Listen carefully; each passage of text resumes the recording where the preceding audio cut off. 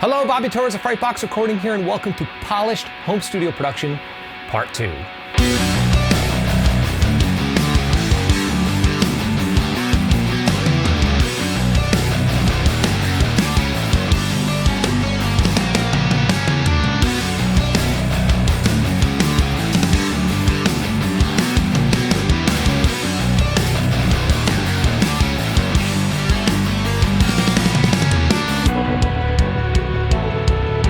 Now, in the first part of this video series, I showed you how I took my basic 8-channel interface and my cheapo drum mic kit along with a single SM57 and recorded a fully professional drum sound, all by utilizing a professional technique. And in this video, I'll be showing you how I track bass, guitars, acoustic guitars, and vocals in less than ideal conditions. Now, before we jump into it, I just want to mention that you could download my polished production checklist for absolutely free.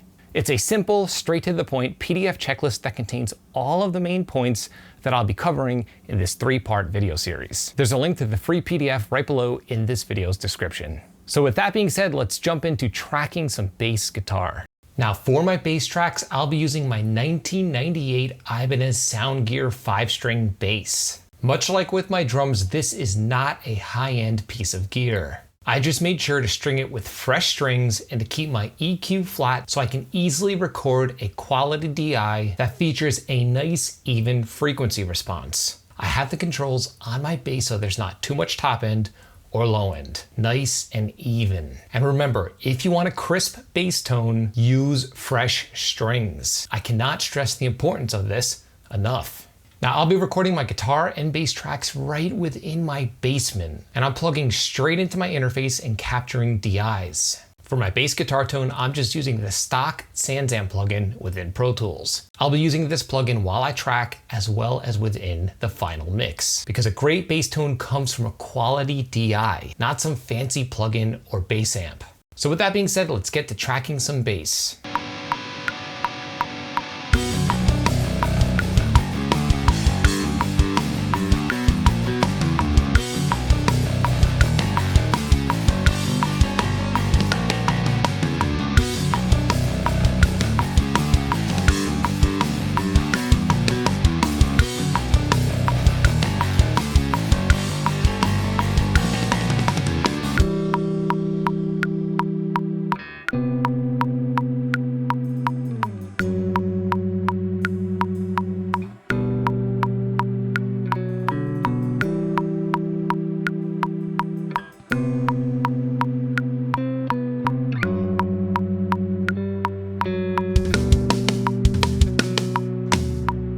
So now that I have a bass performance that I'm really happy with, it's time to move on to the next step that most people neglect to take, just like when they record drums, and that's editing. Now, I'm not going crazy here. I'm only nudging a few notes here and there that might be pushing the beat slightly. I want to make sure that my entire bass performance is nice and in the pocket. So far we have a solid drum performance and a solid bass performance, and we're ready to move on to guitars. Now, for my guitar tracks, I'm using my Warmoth 7-string, which is very similar to a Schecter or an Ibanez. Passive pickups, nothing fancy. And for all of my heavy guitar tones, I'll be using the TSC Audio X50 plugin with my own custom impulse response, which you can download for absolutely free by clicking on the link below in this video's description. Okay, so with that out of the way, let's get to tracking our guitar tracks.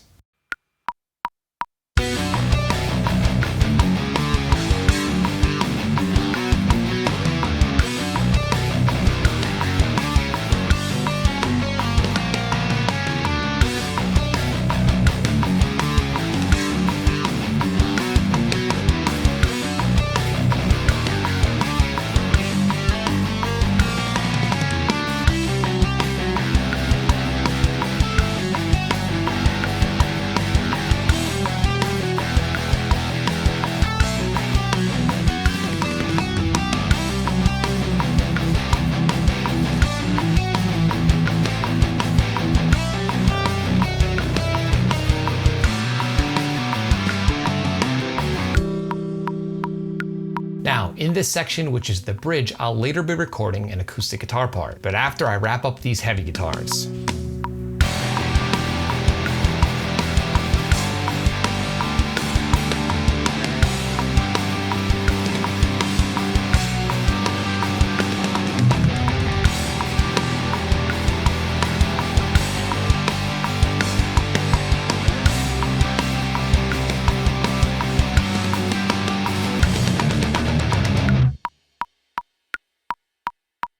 So now that my rhythm guitar tracks are out of the way, let's track our guitar solo.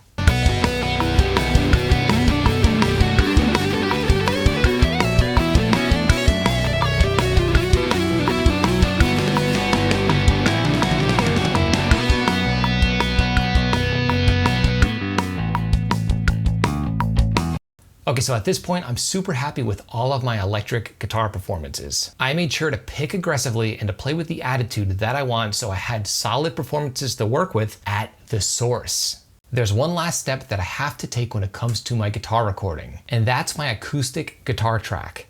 Now, like I said, I'm not using any microphones outside of the mics that I mentioned earlier in this video series. So for my acoustic guitar recording, I'm gonna use the same 2 pencil condenser mics that I used for my drum overheads. That's the great thing about microphones, is that they're versatile and you could use them for multiple purposes. And this right here is a real world prime example of this. Now what's interesting is I'm gonna be using 2 microphones on my acoustic guitar, but not in the way that you'd probably think. I'll be placing my one mic close up on the neck to capture the direct sound of my acoustic, and I'll be making use of my untreated basement studio by simply taking the other condenser mic, placing it on the ground, and miking the corner of the room, right behind my little staircase here. Now I'll be recording only 1 pass of acoustic guitar, so it's only 1 performance, but to create a nice organic stereo spread, I'll be panning the room tone in the left speaker and the direct sound in the right speaker, making full use of my ghetto, non-studio recording space here. So with that being said, let's record this acoustic guitar track.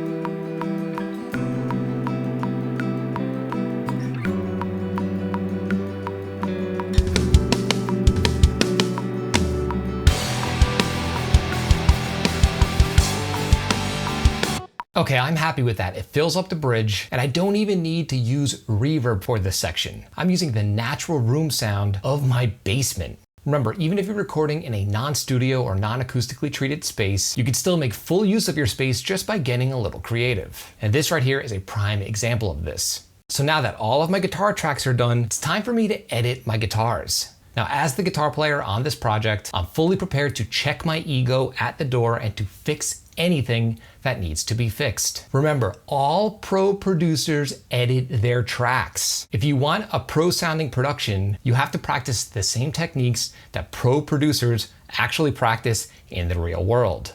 So for example, I thought that the intro was way tighter than the reprise of the intro riff, so I'm simply gonna copy both guitar tracks, both left and right rhythms, to the second instance of when this riff comes back.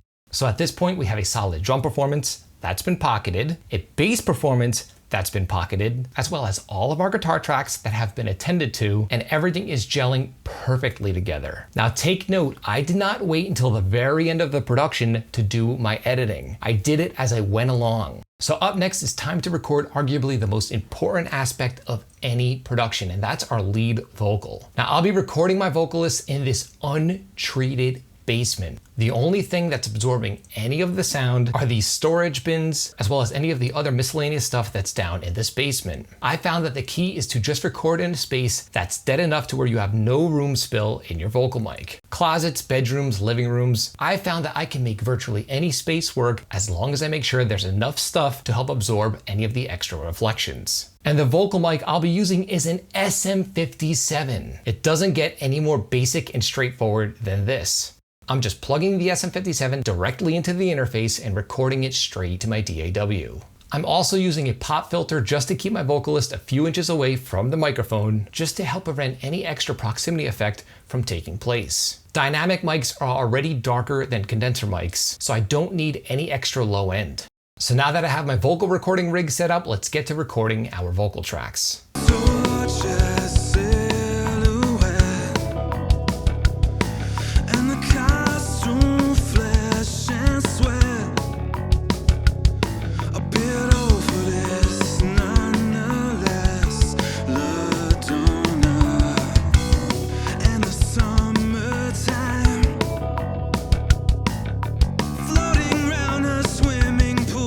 Question my intentions. Carry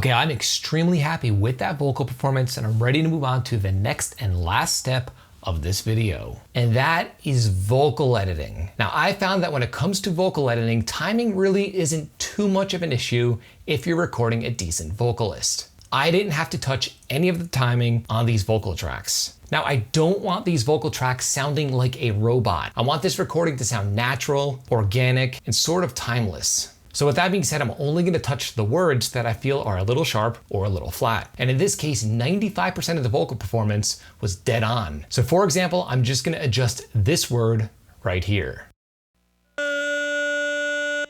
I liked the vibe of the performance, but I felt only that one specific word was just a hair flat, and by pitch correcting the performance by hand, I have full control over the resulting vocal track. Me personally, I'm not a fan of automatic pitch correction. I prefer to only tweak the elements of the performance that need to be tweaked. Just my own personal preference. So at this point, we have our drums, bass, guitars, and vocals all tracked, all edited, and we are ready to mix and master our track. So if you want to see how I go about mixing and mastering this track, be sure to catch part 3, which will be released this Friday. If you found this video helpful, like, comment, subscribe, and share. And do not forget to click the little bell icon so you can be notified every time I upload one of our weekly videos on all things metal and rock production. You can both like and follow me on Facebook and Instagram. Links are in the description below. And remember, you can download your free polished production checklist. There's a link below in this video's description. Download it if you're ready to take your productions to that truly professional level. Until next time, happy recording.